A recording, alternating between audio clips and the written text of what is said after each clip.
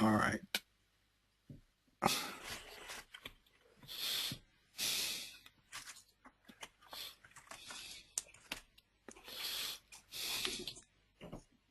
Oops, I didn't do what I was supposed to do. Okay, welcome everyone to our class on how to do an in-depth analysis of the Torah. The second part, the first after the introduction, so we spoke about looking at the source itself, the Torah. And last time we got together, we went over the Ramchal's Havchanot, he calls it, when he tries to explain to us the basic ways to analyze a subject. But today I'd like to concentrate on the main focus of our study, which is Nezikin, and to get a few more steps here in the analysis, and then we're ready to go to the next stage, which is the Mishnah. Okay, here's our chart. Of course, we broke things down to the poel, who's doing the action, the pula that he's doing, the action that he's doing, and the person who's receiving the action, and then the result of the action. That's what's the misubav. Okay, so when we said, let's take a Misa example, for instance, it says Maka Ishu Meis Moshumas. So it didn't say who the poel was. We made an important observation that when the Torah doesn't specify a poel, it means the broadest poel. Now, okay, when it says Ish, it's a limitation. So it means any type of poel, and we learned through the juxtaposition of this pasuk and another pasuk in Vayikra that it comes to eliminate a katan. You would think from this pasuk even a katan that murdered would be chayev, and the answer is the other person says ish, which eliminates him. Okay, there's the pool of maka. He hit someone. The recipient is listed, ish, another man, and the result of the hit is listed called umes. And then on the other side, we said is the law. Now we're going to now move down to our pasuk. Now, what we're doing here seems to be quite simple, but remember we're dealing with the words of Kodesh Baruch Hu, and what we're seeing here is the Kodesh Baruch Hu system of communicating in stage one. Okay, now we're going to have to, as we showed, that the first step is called observation, being an observant Jew, seeing what's written, how it's stated, and then making the observations of what the missing factors are, and to be very conscious of when we're putting something in. Okay. Our subject is going to be Nezikin. Now, what is Nezikin? Nezikin is when a person damages another person or another object of the person. So let's, after the Torah speaks about man damaging man, man hitting man, man injuring man, so the Torah switches the second pasuk here, next pasuk, and talks about the shore damaging. Okay, so we went from the person himself to his animal, which is a scale down. We notice that the Torah starts from the head down, and also from the most important subject, which is man, and then descends. So let's watch that descension a little. How much did we do here together? Do you remember? I don't know if we did this part, no, because I think we went to the Havchanas. So this is very important. Yeah, we didn't. Okay. Now this part is very, very important because it's the focus of the first mission in Baba Kama. Okay. So we want to do this nicely so that when we come to the Mishnah, we'll see what has been added to the text. Okay. And then we'll understand what the process is of analyzing and understanding the text. Okay. So let's read the text here together. Would you like to read? I'll read. Doesn't really matter. You want to read a little? You can read. Now, Yeah, sure. now we start here. Remember, what I did is I grayed out. This is what I did. In order to make this chart, so the Kodesh Baruch Hu does always talk in terms of putting the Poel first, right? Moshe struck the rock. He doesn't always put the Poel first. Sometimes he puts it later on. So in gray, when the Poel is mentioned in the pasuk, so I put it here. So this pasuk starts with Ki Yiga, right? Go ahead. Right. Ki Yigach Shor et Ish Umet. No, I didn't. I wasn't. You have to read the whole box, and then you have to go to the next box. Okay, good. So, okay. Go ahead. ישור את האיש או את האישה הוא מת, אז הכל יסתכל לשור ולא יאכל את בשרו ובעל השור נקי. Excellent. So when a bull, translate that, when a bull gores a man or a woman and I guess he or she dies, right. Grammatically it's only he, right. Then the bull should be stoned, and nobody should eat the meat of this bull, and the owner of the bull is innocent. Right. So now let's fill in the boxes, okay? Who is the Poel here? Right, so the Poel is the bull. Okay, so I put him in. Shore is Shore. Yeah, Shore is a male, a Parah is a female. So it's an ox, we say. Well, what's the difference between an ox and a bull? It's a male cow. Okay, so here is the Poel. Yeah, what pu'ula is he doing? Goring. Yeah, that's the word yigach, right? Who is the recipient of the act? Either a man or a woman. Exactly. And what is the result of the act? Death. Very good. And as you said, it should have said vehem metu, but it says umet. Right. Okay, very good. Good. That's the first. And then we have three dinim. When the shore kills a man or woman, okay, we just will say man to make things easier. So when he kills a man, so the shore has to be stoned, and his meat cannot be eaten, and the owner of the shore is naki. He's clean. Doesn't get punishment. So the punishment is on the ox in the first case. Okay, then the next pasuk says, ואם שור נגח הוא מתמול שלשון, השור יסכל וגם בעליו yumat.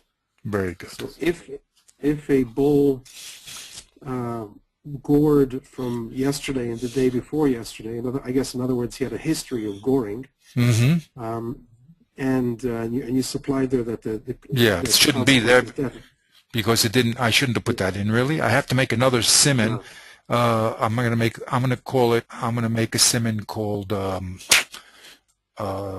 If it's not there, let's make it. I don't know. I want to make something not there. I'll make something. Let me make it light blue. Okay, whatever.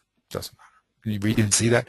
Okay. But the point is, what is there just in the wrong place? I'll keep gray, and what we're putting in, so I'll put in blue. Okay. All right. So there he goes. He has done this yesterday and the day before. What is the law here?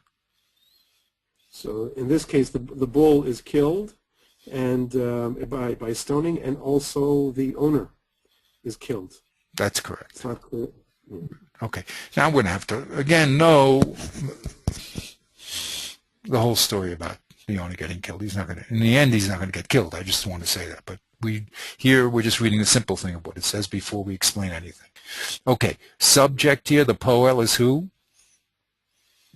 Is the bull again. Again, good.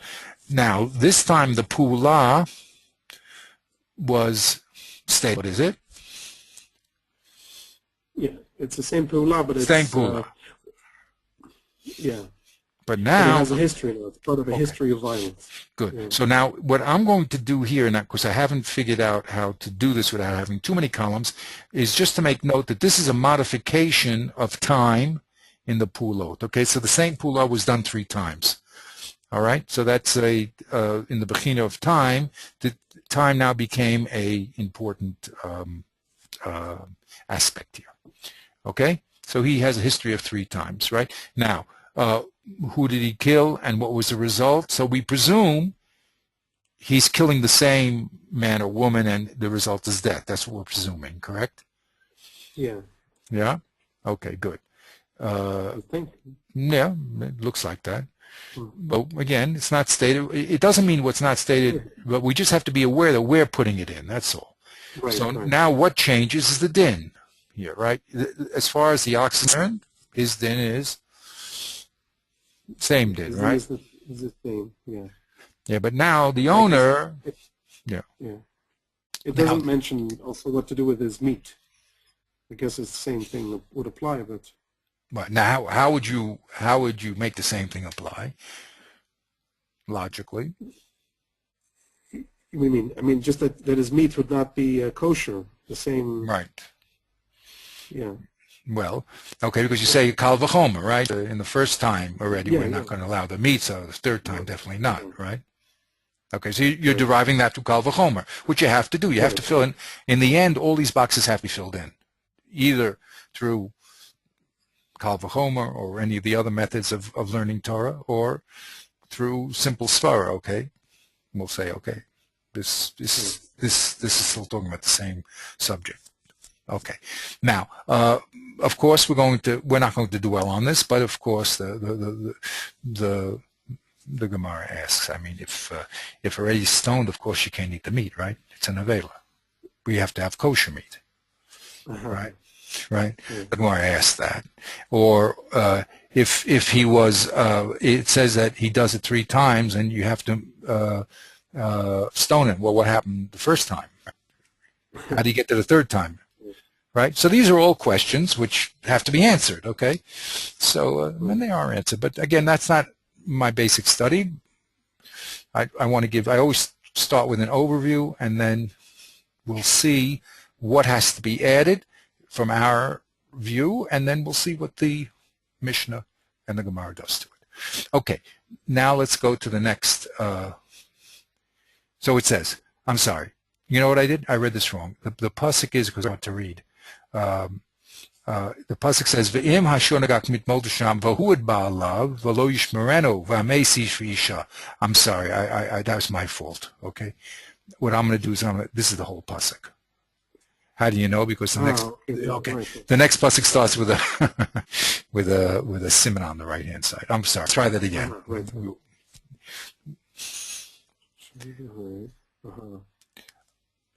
So it says, go ahead, just try it again.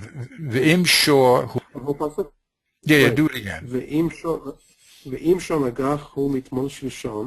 Now we have to go down the box. V'huad. Next line. It's actually.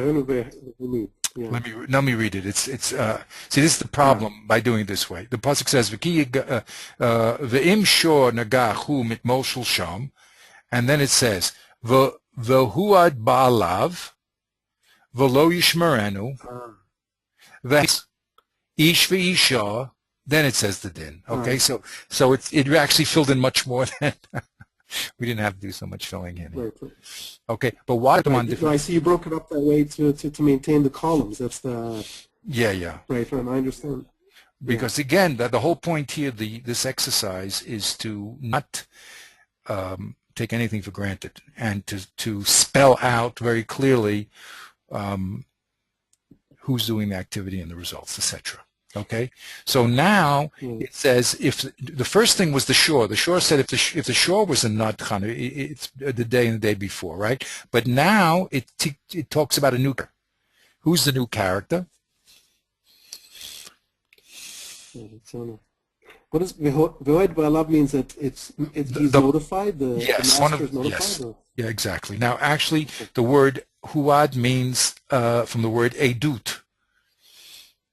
Okay, so it means that the huad ba'alav means that let's say he was warned. Okay, But now, and that whole word is a concept, right? So we have to know how it's done, how the hadada, is it just, is it done in Beis Din? Does he has to be brought to Beis Din? That's all details that we must know. But it means that there was testimony. The Baal received testimony that the shore gored 3 times. Okay. Right. Okay. So now we have a new actor here. You notice the word actor. Who is he? The Baal. Yeah. Now, why did I put him in the Hefel?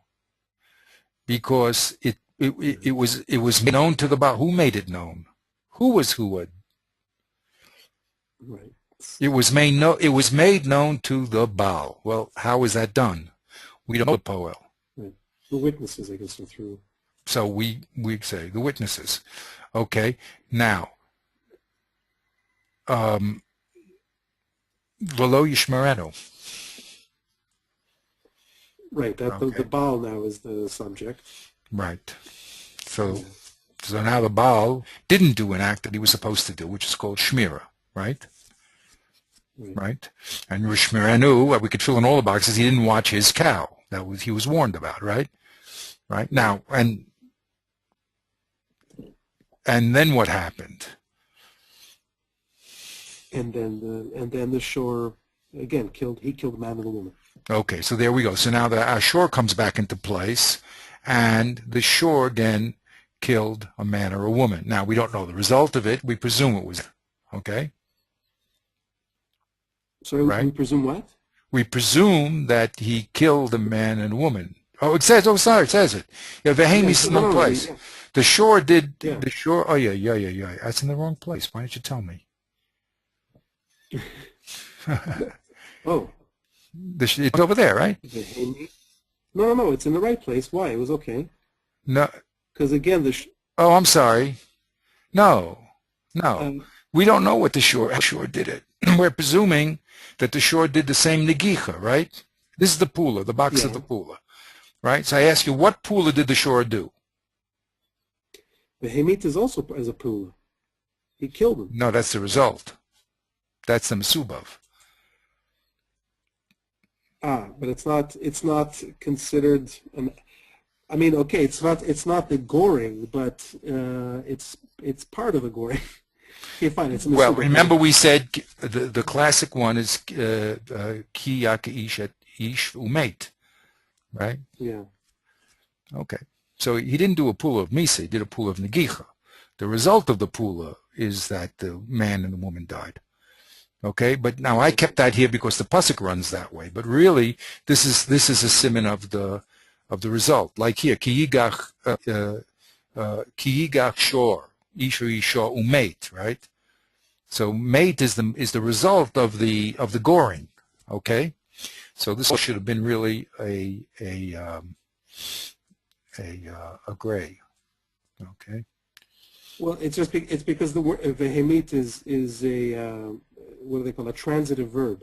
Exactly. So because it's a transitive verb, so that's why it makes sense to put it with the way you have it there, right after the subject. I mean, at least grammatically it makes sense. But I see what you're saying, that it's the consequence, not.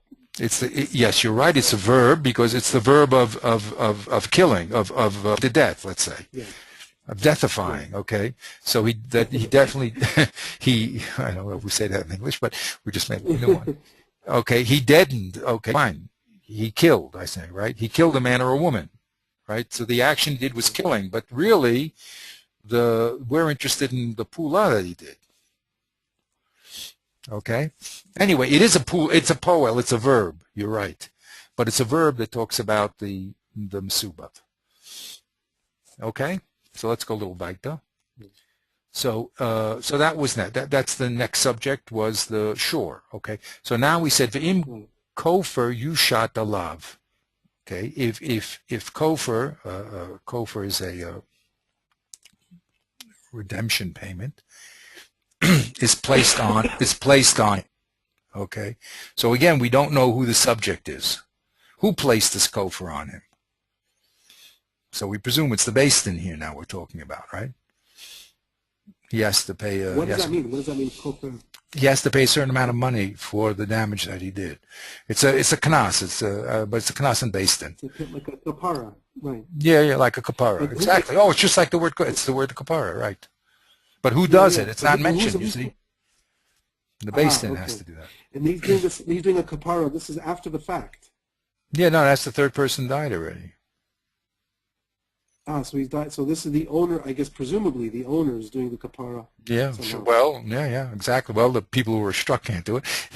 You're right. It's the owner. Yeah. So back again, it's the Baal. Yeah. But we don't know who, and that's why the chart is so important. We don't know who administered this kofar to him. Okay, so we're going to say it's the Beis Din. Okay, but with these are things that the exercise here is to show that you must have Torah Shel Peh. Okay, what happens is in the world, as I told you, the people that read the Chumash, they read into it what they want to read into it. Well, we're not interested in reading into the Chumash. We're understanding what Hashem wants us to do, not what I think He wants us to do. Okay, so that's why you're forced to come on to Torah Shel Peh. Anyway, good. So if the kofar is placed on him, then what does he have to do? What's the din? What's pedin?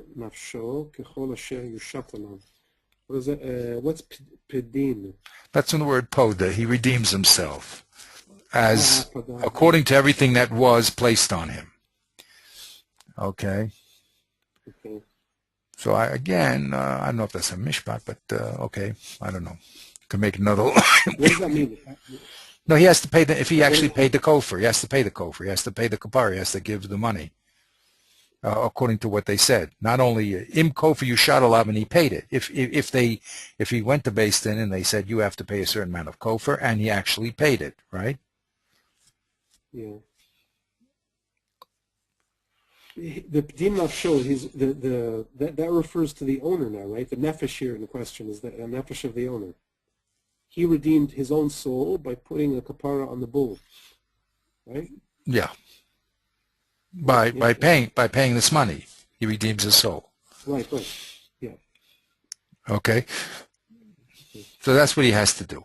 Now, I'm not saying it's simple what we're doing over here. Okay, but I'm going to do it briefly because I want to do an overview. But all these questions must be answered. Okay, who does the kofar? How does he pay the kofar? Who gets the kofar? How much is the kofar? All has to be answered. Okay, so let's see what happens then. So that's the end of that pasuk. So you see. Okay, so this little area here so far is talking about what we call a muad, an animal that was testified against that he gored 3 times. That's how we're going to get out. The first time, this first pasuk is a first-time offender. Okay, the first-time offender doesn't have to pay anything, and the shore gets stoned. The third-time offender, it says that the Baal dies, right? But he really doesn't die. He can get out of it by paying this kofar payment. Okay? Mm-hmm. Good. Let's go to the next pasuk here. It says, O ben igach, O bat igach, mishpat hazeh ya'asenu. That he, instead, I guess, not an adult, but he either gores a young man, a boy or a girl, right? And the same law would apply, right? So this technically should be blue technically because not right, but we're bringing it down from the case before. And we say, why should we switch the subject? It's the same subject. Okay, the same pool of negicha we're putting in also, but there it says that, just in the wrong place. But now the reception of the act is a ben or a bat. Okay, so it comes to include that the same sentence happens whether he kills an adult, ish or isha, right, or whether he kills a ben or a bat. Okay, what does it say? In kamishmat hazeh yaselo. It has the same, what does that call those two things, quotes? It has the same laws above. Right. Right. Okay. Now we have the last pasuk in this series. אם עבד ידרך השור או אמה, כסף 30 שקלים ייתן לאדוניו, והשור יספר. So if he bores a servant or a slave or a maid servant, Mm-hmm. then 30 pieces of silver, 30 silver shkolim should be given to, should be given to the master of the servant or the maid servant. Correct. And the bull has to be stoned. Good. Okay. So again, we brought down the shores, same shore here. It does say the activity, okay, and here it adds a new element. The victim now is a Eved or a Ama, right? And the din changes also to Shloshim Kesef, but the din is on the shore himself is the same. Okay, so we notice here the subject here is, the perpetrator of the act is the shore, right? But the man who's the owner of the shore has a responsibility, correct? Now, who is the victim of the shore? Well, So I made that in pink. Exactly. Tell me what the victims are. Okay. A man or a woman, a boy or a girl, a slave or a female slave. Correct. Okay, now you have to hold on. It's going to be very important because we're going to switch that in one section. But okay, so so if I ask you for the sequence of victims here, okay, the perpetrator is the same. The victim, right? What was the scale? Right. The scale, as we mentioned last time, that an adult comes before a child and a child comes before a slave here. Exactly. Okay, that's important to know. Those are our, because then we're going to make a note of all these characters, and then we're going to have to ask ourselves in all these cases what happens. Well, if they apply, have we covered all these? Okay. Now, did I mention last time my question about the Eved? Why did the parsha start with Ivri? I guess this whole parsha started with Eved Ivri. Oh. Okay, so I asked why start there. If we're saying that we start with Ish, male, Ish and Isha, and then children, and then finally Eved, so why did this parsha start with Eved Ivri? To be the most inclusive. Okay. This is not even talking about damages, really. Well, that was one of my answers. This is talking about how to acquire an Eved Ivri and what happens. You have him for 6 years, and then after the 6 years, so what do we have to need him for? So that was my question. I'm not the only one that asked it. A lot of people asked, a lot of answers. And my first answer was that we start out with the person destroying himself, like he's the one that puts himself into slavery. So it's there. But now I thought of another answer in light of our presentation, that before since this Eved and Amma are going to be one of the characters that we're interested in, one of the actors, so Kodesh Baruch Hu first has to identify them. Oops, I shmut an I thing. Okay, you hear what I'm saying? That's the theory. Whereas no, I just shut off I have this thing that it goes on to say, to have your eyes take a rest, so I just shut it off. Okay, the point is like this, that this relationship called Avdus and Amma is a new relationship. So we have to be taught about it, because this character is now going to come into our chart as a victim. And it's going to change the halacha. If it doesn't change the halacha, so I don't have to be informed about it. But since it's going to be in our chart now as one of the victims, we have to first introduce him. So that was my my explanation of that. Okay. Again, take a look. The question is a question. My answer is, answer is an answer. Okay, but that was my answer that I thought about. The Ramchal says all the time. I mean, when you know about writing. I mean, you always have to introduce the character before you talk about him. Correct? That's how did he get here? Who is he? So that's what I say, that this is a possibility. Kadosh Baruch Hu first has to introduce this character, because this character is now going to show up. The man and the woman we know about, that's Teva, children we know about. There's no Chiddush in halachically with them. So the Chiddush here is that there's going to be differences now in law, so we have to introduce. Okay, good. So the first thing, what? Okay, again, it's a theory. I think it's pretty good. I think it makes a lot of sense. Structurally, it makes a lot of sense. Okay, but you can only get to this question and that answer by doing this type of analysis. You know what I mean? If you're not keeping track of the people and what they're doing, you're just reading the Chumash, here right in shul. So. You're not going to get those type of subtle relationships. Okay, the first thing we spoke about is a shore, an ox, doing damage. We spoke about this whole column of the people who he should be doing damage, who he is doing damage to. Let's go, and we spoke about two different types of oxen. So in the Lashon of the Mishnah, which we didn't get yet, but one is called a tam, that means a first-time offender, and the muad, who was testified against 3 times, so he's a third-time offender, okay? And we made a difference in din over there. Okay, now let's go to the next damager, okay? Let's see what it says here. It goes like this. Okay, you want to read there? I just made that blue because we're going to go all those 3 things are going to be first, and then we're going to go across to the left. I see, okay.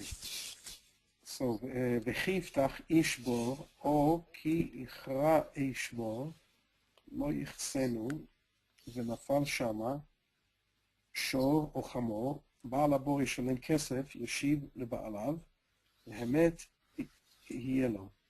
Good. So, great. I see, okay. So if a man literally opens up a hole, or I guess he's digging a hole. Right, that's one pula that he does. Good. And he doesn't cover up the hole. Well, 1 second, there's 2 things here. Viki, what's the first one? The first pula that he does? The first thing he does is he opens up the hole. He opens up the hole. He's digging it. Oh, well, no, he doesn't dig it. No, he just opens it up. That means it was there already. All he did was opened it up. Right, like he takes a cap off of a sewer or something like that. Exactly. Yeah. Okay. And the second possibility. Or he does not cover it. No, let's say yikareh. Oh, sorry. I don't know what that means. What is yikareh? Means to dig. That means to dig. Okay. So, the first one means to open. The second one means to dig. And he doesn't cover it up. Right. So he either opens it, digs it. He opens it, digs it, and either one of them he doesn't cover. Okay. Doesn't cover it up, right? Yes. And what falls into it is either a bull or a donkey. Right. So the one who, the balabor, I guess that's the one who opened the hole or dug the hole, should pay in silver. Whatever, it doesn't specify the amount, but should pay in silver to the owner of the bull, I guess, of the bull or the donkey. Right. And the dead, and the carcass would be his. Right. The one who right. Yeah. Okay. So now we have a new character here, right? I mean, not a new character. We switched the character. Now the aggressor is whom? Is a man. Okay, so now the aggressor is a man. Okay, and this man does an action. He actually does 2 actions, right? Either peticha or kriya, right? That means opening or digging, and he does that to a hefel, which is a boar, correct? So this boar is the result of this man's act. You with me? Right. Are we together on that? Yeah. I'm going to make him blue. Not blue. I'm going to make him gray because he's flat over there. So let's make him gray. Okay. Okay. I don't know if we'll see the difference between gray and blue, but that's what it is. So now we have a poel and we have the pu'ula. Okay. Now, there's no victim here at this point, correct? So we don't have to worry about the Mesubav yet. Okay, so he does two pulas, either peticha or kriya. Okay, now the Gemara is going to medayek if he digs the bore and he's chayev. Well, certainly if he just opens the bore he's chayev. Or no, just the opposite way around. If he opens the bore he's chayev. Certainly if he digs it he should be. Kol sheken he should be chayev. If for just opening a bore that he didn't make he's chayev. So certainly if he does the act he should be chayev. So why do we need two activities here? Okay. Which two? You mean there's activities. There's opening and digging. Opening and digging. Okay. Yeah. In other words, it was there. He took off the cap, or he actually physically dug. Right. Oh, I see. So it would have been enough to say iftach, because it's a lesser case. Right, because he didn't dig it. It's all he did was open it up. If he's a chayiv just for opening it up, certainly if he's going to actually physically dig it, he should be chayiv. He has more of his act was in there. But anyway, the Gemara asks that question. Extra language. Okay, so good. Now he does another act. When he opens up this hole or he digs it, he doesn't now close it. So that's the third pula, at least that he doesn't do. Right. Right. It's a different type. I mean, it's the difference between what they call sins of omission and commission. Exactly. So this is really it's an act, but it's a sin of omission. It's not really comparable to the first two. Right. I mean, as an act. Although it's funny because that's really where the sin, even though usually a sin of omission is less, but in this case, that's the problem. Is the lack is that he doesn't cover it up. Yeah, if he would have covered it up, and what would happen if he covered up and then the animal fell in? So fell in after he covered it up? Yes, you say, how could that possibly be, right? Yeah. Okay, so we have to talk about maybe the animal stomped on it. You know what I mean? Maybe it was a very fat animal. How much cover do you have to put on it? You see all those details. That's the Torah Shabbat Peh. We're going to spell all those things out. Okay. All right. Doesn't say, and by the way, it doesn't say he has to fill it up. He says he just has to cover it up, right? Right. Maybe you would think he has to fill the thing up and put it, if he dug it, let him fill it up. If he opened it, maybe he has to close it with it. Okay, these are all the details that, as we investigate the Torah Shabbat Peh, they'll all become clear to us. But these are questions that must be asked so that we know where to go. Okay, so now what happens? Now it's a very important thing. The shore now falls shama. It falls into that bore, right? Yeah. So who is the poel here? What we know. Listen. First of all, we have a poel and we have a pu'ula and we have the hefel, right? So let's start with the ones that we know. Who is the victim in this case? Well, the shore. Yes. Now notice a new element was added here. You mean it could be one of two different animals? Fish. One of two different animals. Yeah. Right. Before we were just talking about a shore. Excuse me. I'm sorry. We didn't even talk. I'm sorry. I gave half the thing away. No. Now we're talking about it. How come we have to talk about a shore or a chamor? Yeah. Okay. So we have to just make that observation that here, it could have just said that the shore fell there. Why did it have to say an or a chamor? Does it have to say or a gamal or has to give a whole list of all the animals or a chicken? You know what I mean? Okay, we have to ask the question. But who is the? I mean, who's doing the pu'ula here? You see.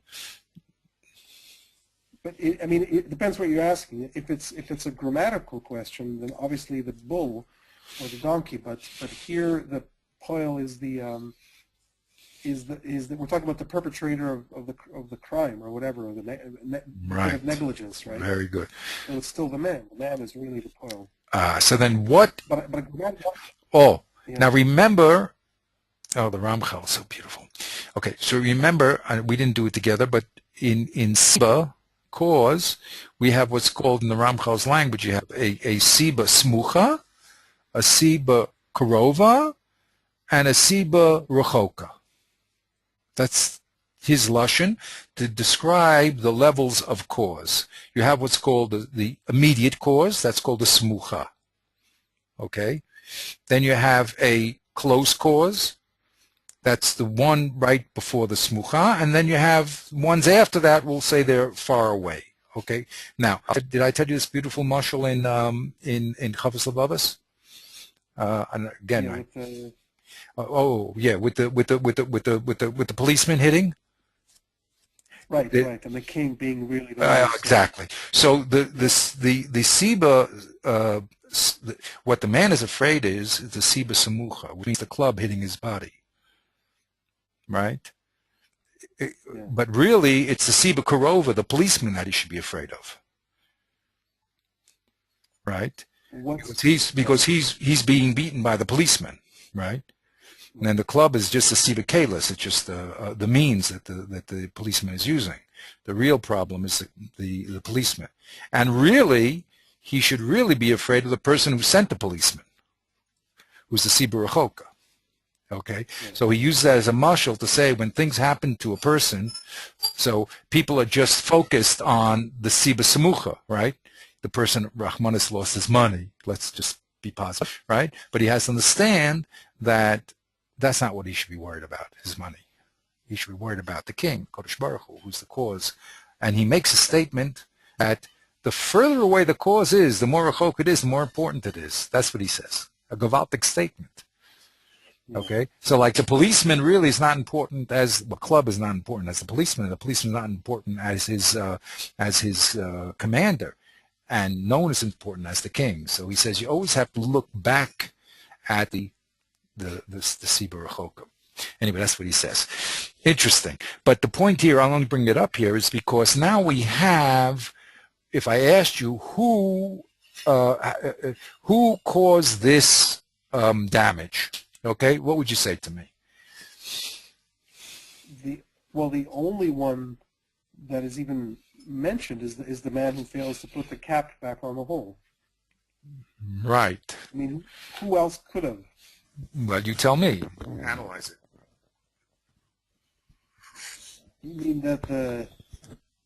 You mean that somehow the shore or the chamor themselves bear responsibility for falling into a hole? No, that's in other words you added in, not responsibility. Responsibility is going to be as far as the law is concerned. Human, right.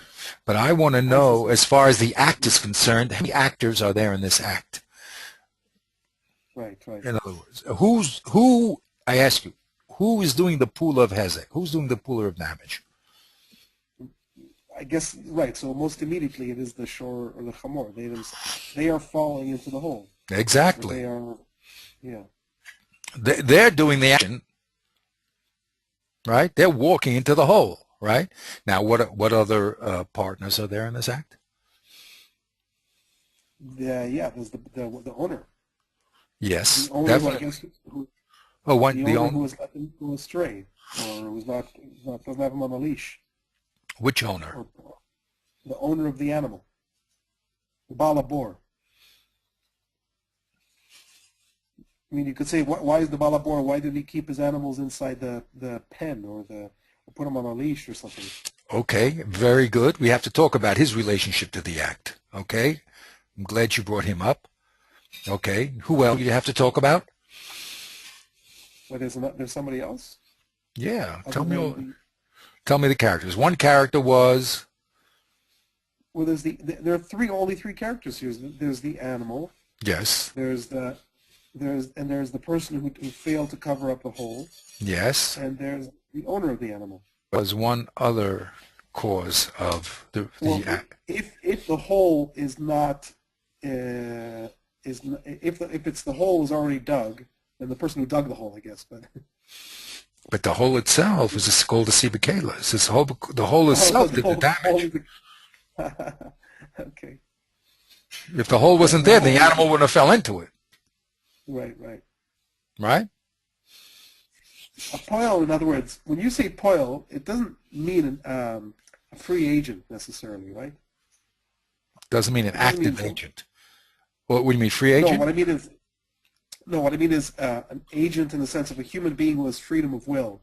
So, first of all, an animal which operates on the basis of instinct, that's already one step away from a human being which has free will and can be held responsible. But then to say that a hole, I mean, your hole in the ground is, you can't say responsible, but Well, the guy said he just find it he didn't shoot the person. The gun did it.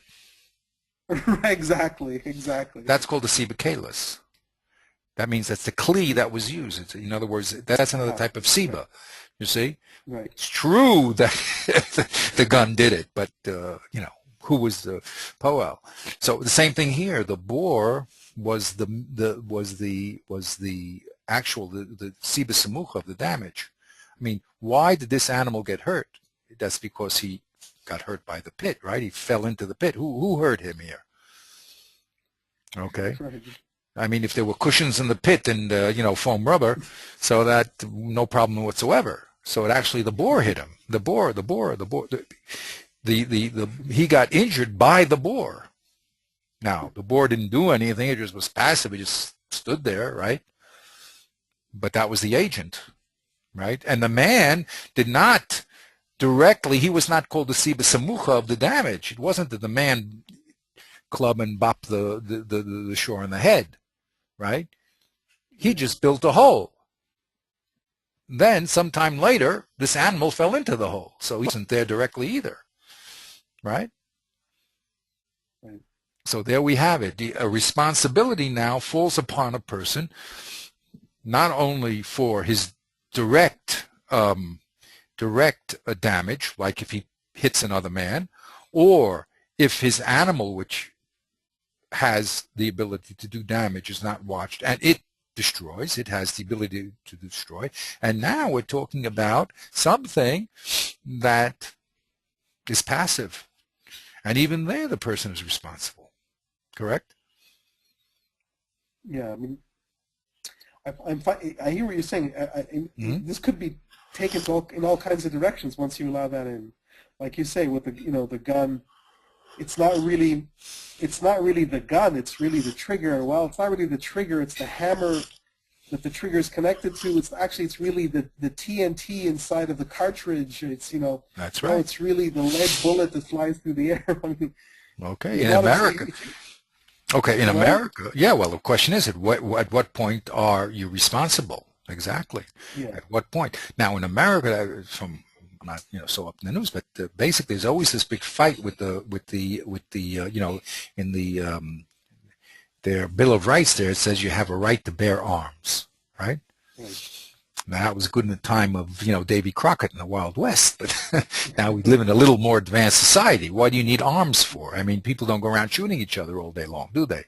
That was good, that was good in the Wild West, yeah. So, but people, these rifle committees do it. So now the people say, look, let's now, if we get rid of the weapons, you see, then we'll lower the ability of people to kill each other. Yeah. Yeah. So they are looking at the samucha. It's not like nothing. Now they realize that if a person doesn't have a gun, he may use a knife or something else too. And then they put laws on how can you carry a knife? You know what I mean? All these things. But that's exactly the point. These are called in again. This is why the Ramchal is so important when he defines his. Let me see if I can get that for you. Oops, that's something over.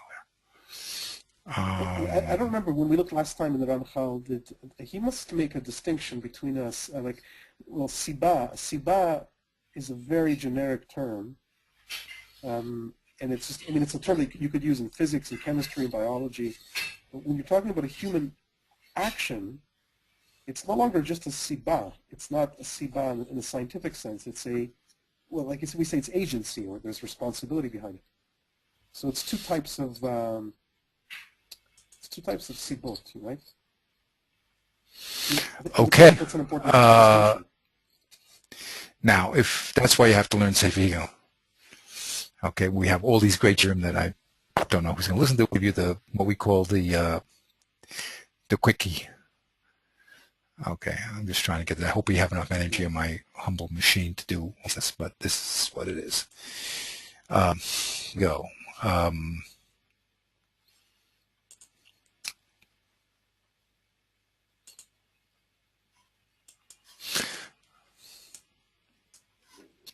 Get all these things.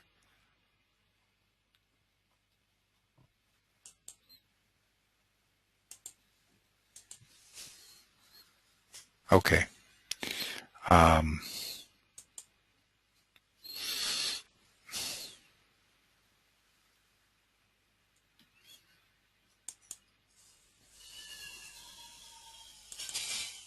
Here we go. We're getting there. There we go. You see that chart?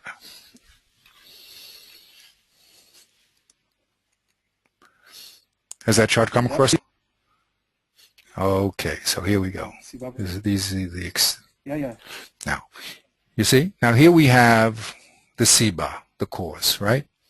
And here we have the effect, the mesubav. Right? So now this is all Sefer Gayon. Yeah. And you'll recognize it also from some of it. Again, I whatever, it doesn't matter. Now he divides classically there's 4 causes.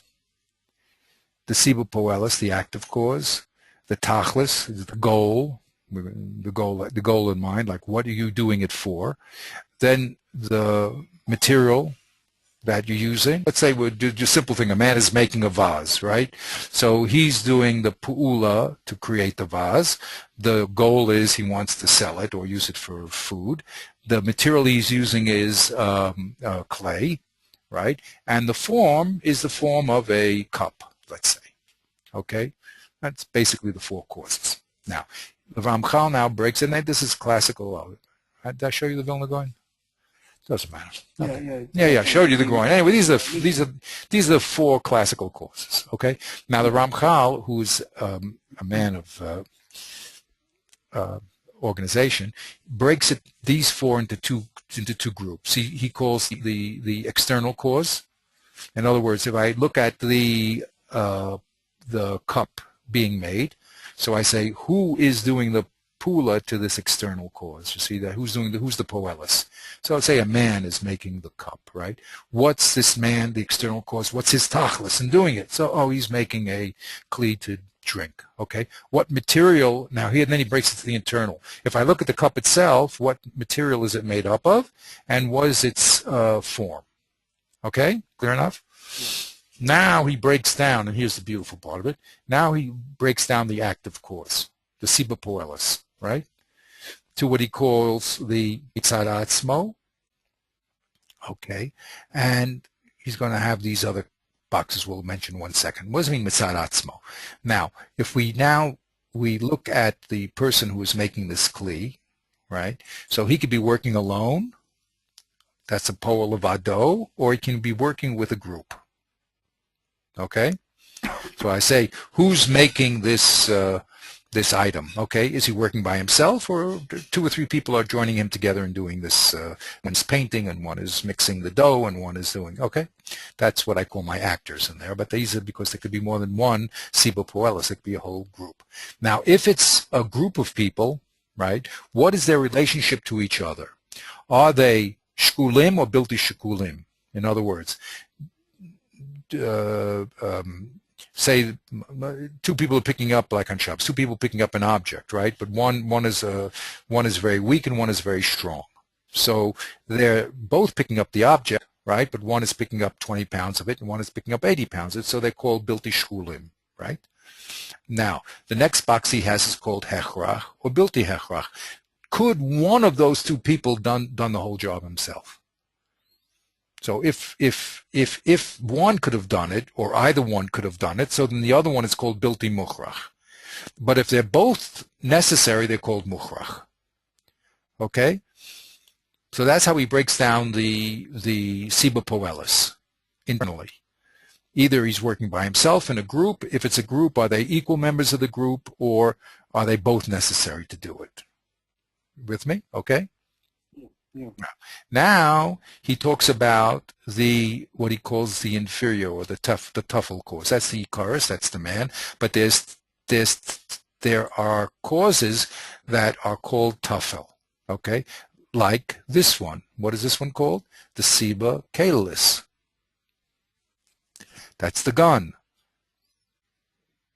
Okay, the real person that shot the other person, the Seba Poelis Icaris, unless he had some, what do they call it, collaborators, was the man. But there's a Seba Tfela, which means it's a Midrega less, called the Seba Caelis. Correct? Now, sometimes in law, these Seba Caelis is very important, right? If he hit him with a fist, later on we'll see, if he hit him with a fist, if he hit him with a rock, if he hit him with an arrow, if he shot him with a gun, that could be very, very important in our analysis.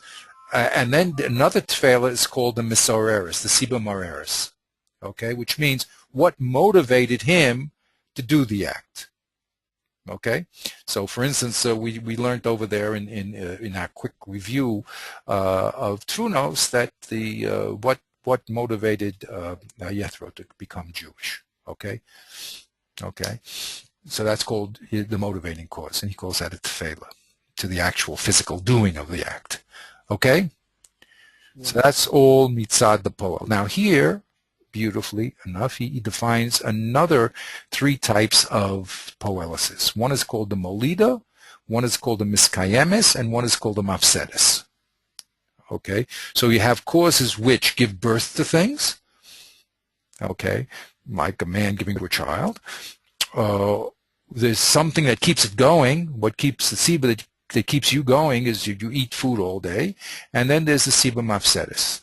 That's what the cause which stops an action from happening. Okay, so like we looked at this kriya, and what you gave a word for it is you gave me a nice word for it. I forgot, but what was he didn't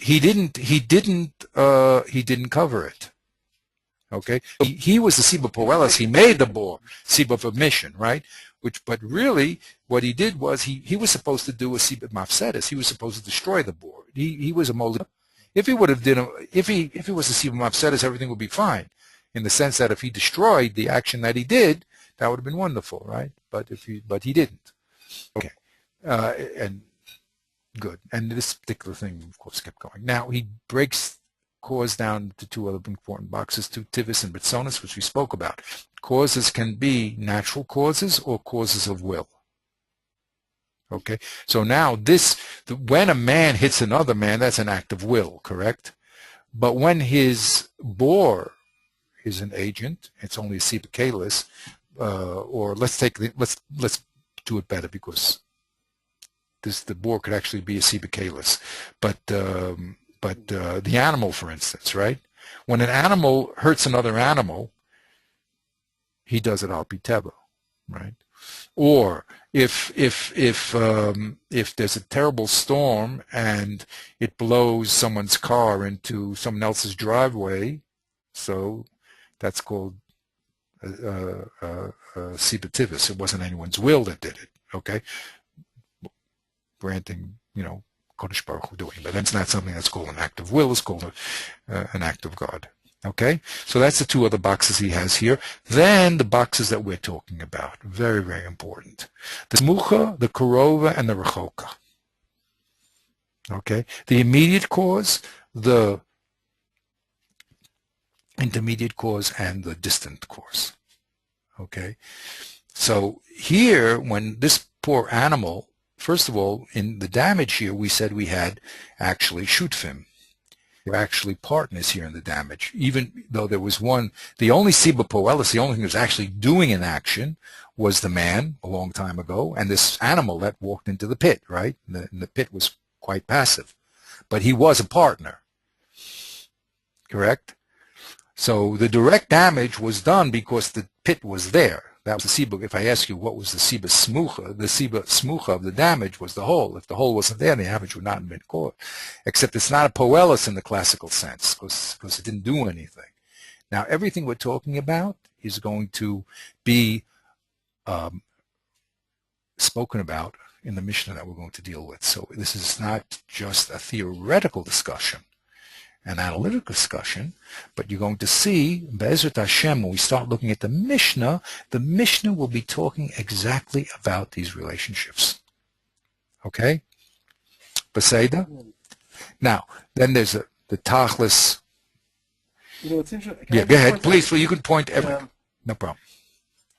I'm just, because my question really has to do with a couple of these, some of these, all under everything that you've said under the poil, the active cause. There's some overlap. For example, the Ritzonis, Ritzonis has an overlap with with all of the ones that fall under Mitzad Atzmoi.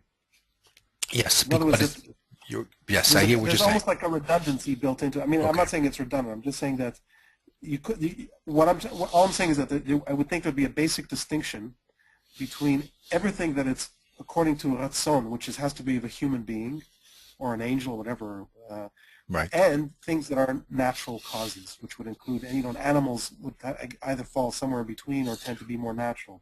Right. So, but the answer is it's a different. When I talk about Siba Poelis, right, that poel could be an animal, and therefore it'll be labeled as a Siba Poelis Tivis. In other words, Tivis and Ritzonis is another aspect of a poel. You with me? Even a man, for instance, he has Siba. What happens if he leans against the wall on Shabbos and it turns on a light? Well, that's called shogeg. He didn't do that by Ritzon. It was just that he was more, okay? So these aspects combine. In other words, if I ask you the Siba Poelis, fine. Siba Poelis Ba'atzma, wonderful. There was one Siba Poelis, but was it Tivis or Ritzonis is another important question. It doesn't have to be Ritzonis. It could be Tivis. It could be an animal, or in this case, a boar, if we say that that's an action, which is going to be a Kiddush, okay? So, but you with me? So these things are talking about different aspects of the Siba Poelis. For instance, the Melida, you can have one person digging the bore. What happens if two people dig the bore? Well, that's called shutfin. But they were both Molida. But what happens if we have, and you will see all these beautiful Mishnahs, one person brings one of the damages is going to be fire. What happens if one person brings the match and the other one brings the wood? You see, the shutfin. But the second one was the Molida, the one who lit the match. The first one didn't actually do it. Okay, he wasn't Molid the act, but he was okay, that's not so good. But, or two bulls, we have two bulls. No, we have two bulls fighting with each other. Well, okay, anyway, you got the point. The point is that this is a different aspect of the poelis.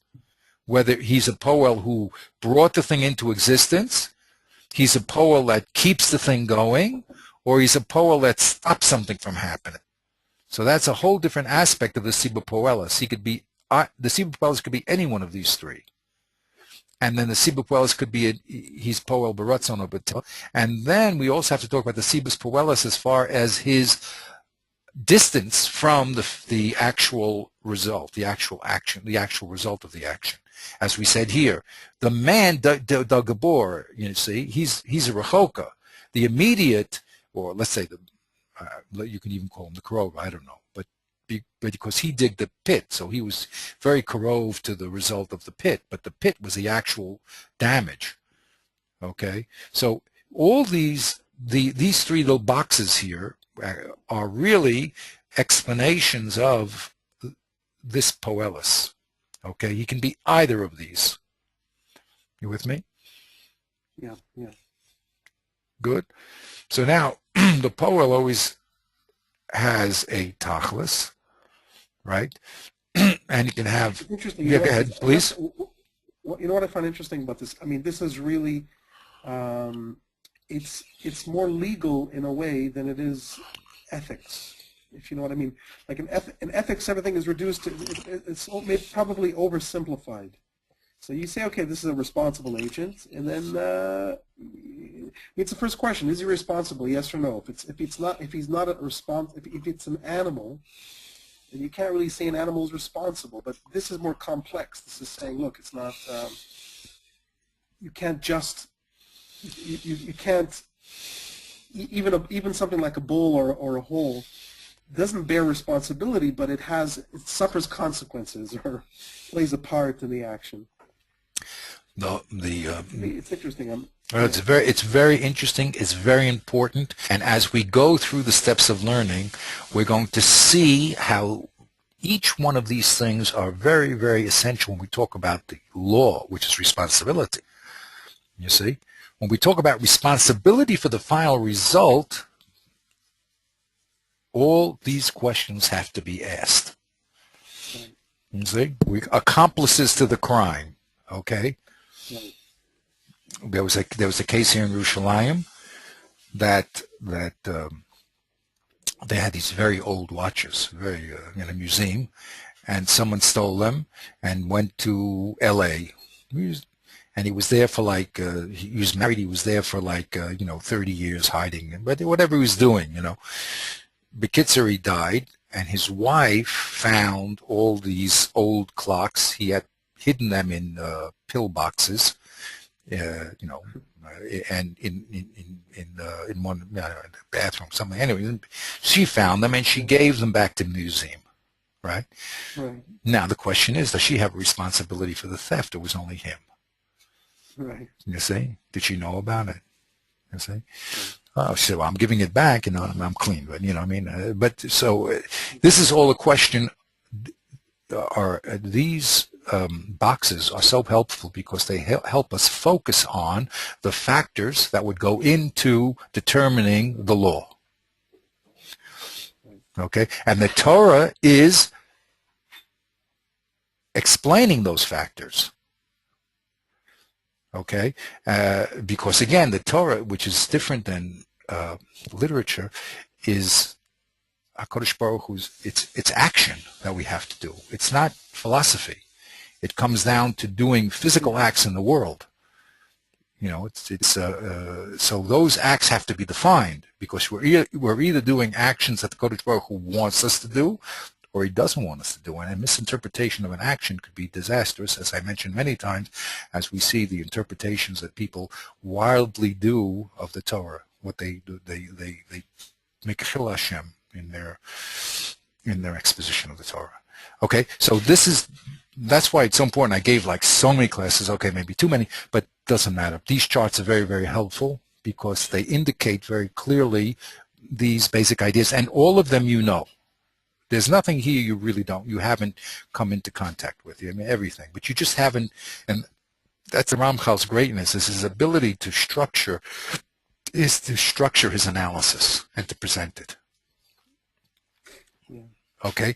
So now here in the Tachlis, you can have what's your principal goal and what are the minor goals, right? Like your davening. Your principal goal is to relate to Kodesh Baruch Hu. Your minor things that your friend might be, looking to see if you're real tzaddik or not, okay? And then there's the MCE and the Achron. This is very important. In a Tachlis, you have to know what your final goal is and what the MCE to get to the goal, okay? So if you want to be a doctor, that's your final goal, you'll have to go through the MCE of 5, 6, 7, 8 years of education, okay? Those are the MCE to get to your Tachlis. So you have called a Tachlis MCE before you get to the Tachlis Achron. You have to go to school and you have to study, blah, blah, blah. Those are called MCE, Tachlis MCE that you have in order to get to the final goal. Okay, then there's also, so we talk about Iker and Tafel, and we talk about MC and Achron when it came to Tachlis. Here in Chomer, in material, he talks about the Karov and the Rechok. For instance, Adam, man, the Siba Rechok of him was Adama, right? The Siba Karov is his mother and father. But the faraway cause was that he comes from chemicals, let's say, okay? then the Kodesh Baruch has to put the neshama in the whole story. So, or you talk about, we did this, these articles. So they have this little thing now that very nice invention in Israel, that track of your driving and tells you if you're going to go into a crash into something, whether it's a person or a car. Okay, so. The guy was telling us there's different, he calls it tiers. There's different levels they have to produce the idea, so they have to go through all these levels of manufacturing, from the engineer who thinks of the idea to the chip that they need, to the covering of the chip, to the placing it into the car. So there's that little object that you see. There was a lot of chomer in it, and there was chomer that's karov and chomer that's rachok. There's the pieces the chips that you put it together, and there's this computer programmer sitting there writing this code for it. Okay, beseda. Then you have the tzura, and this is the tzura that he mentioned.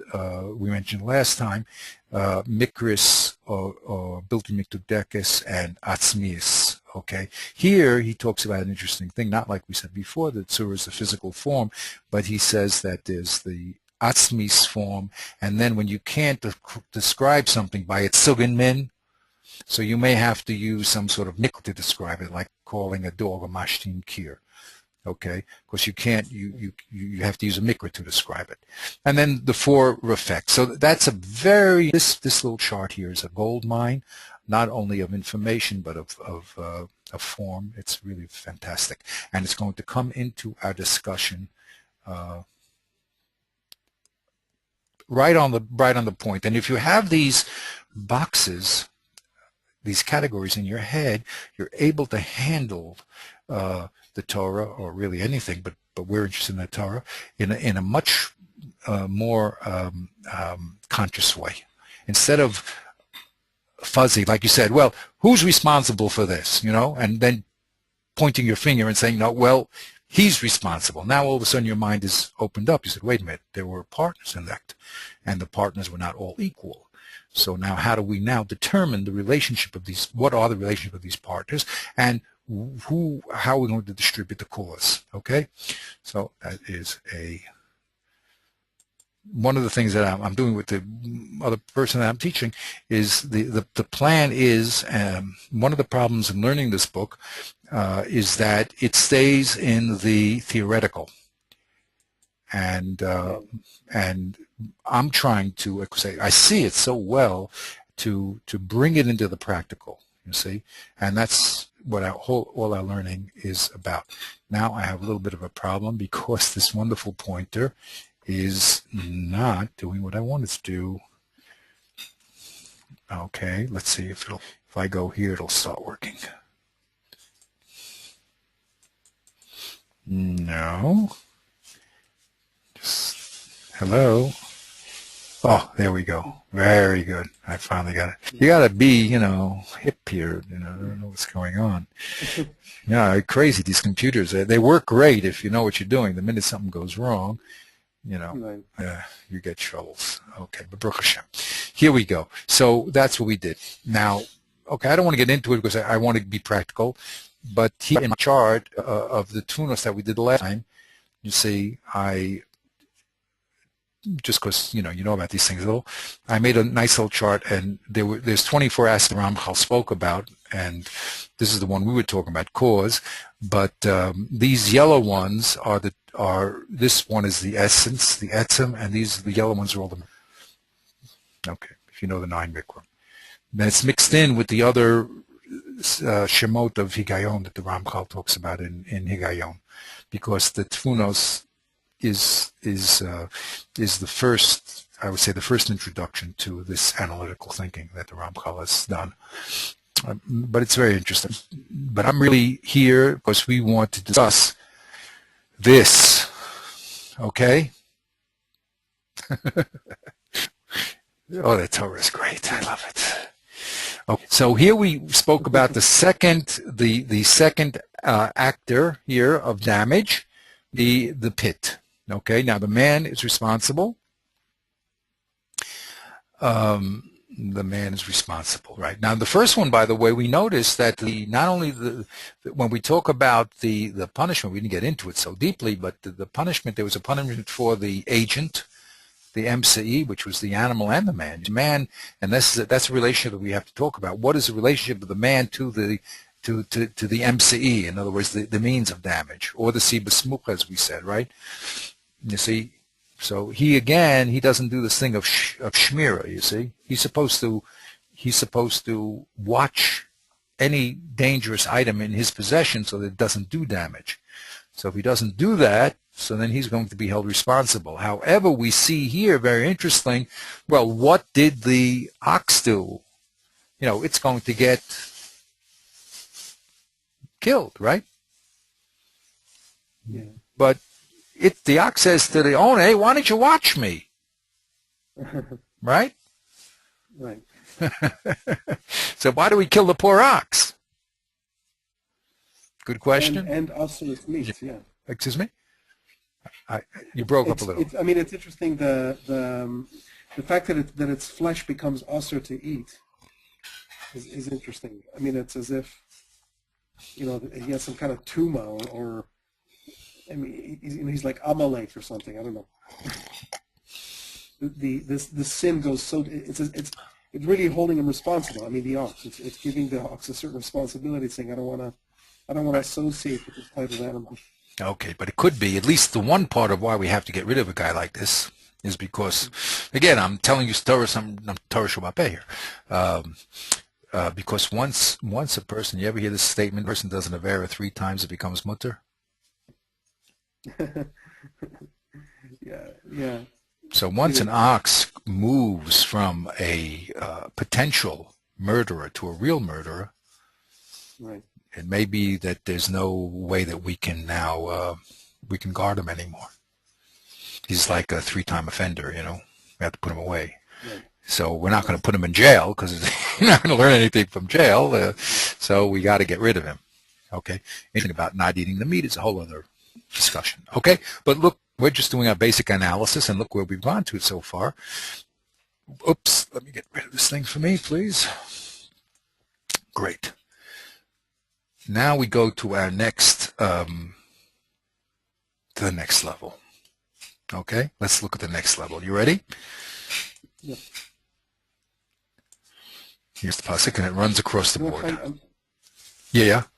I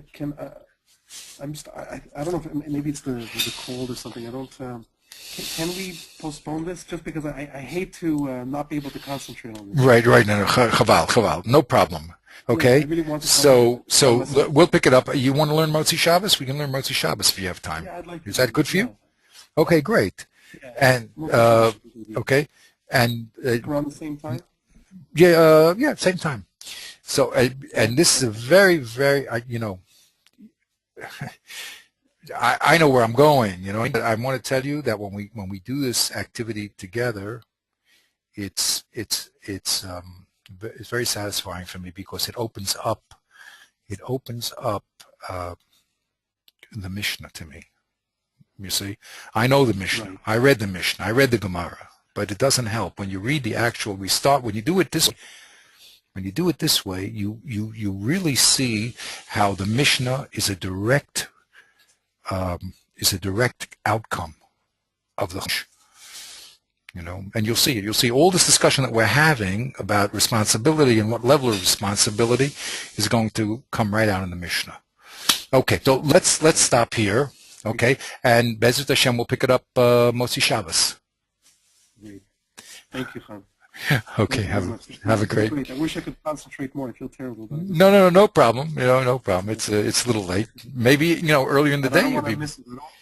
No, you can't miss it. You can't miss it. If you miss it, it's not worth it. I want it to sink in. That's why, and I find myself I'm concentrating. Right, no problem. Fantastic. Yeah. Okay, so we'll see you Motzi Shabbos Bezrat Hashem. Okay, great. Okay,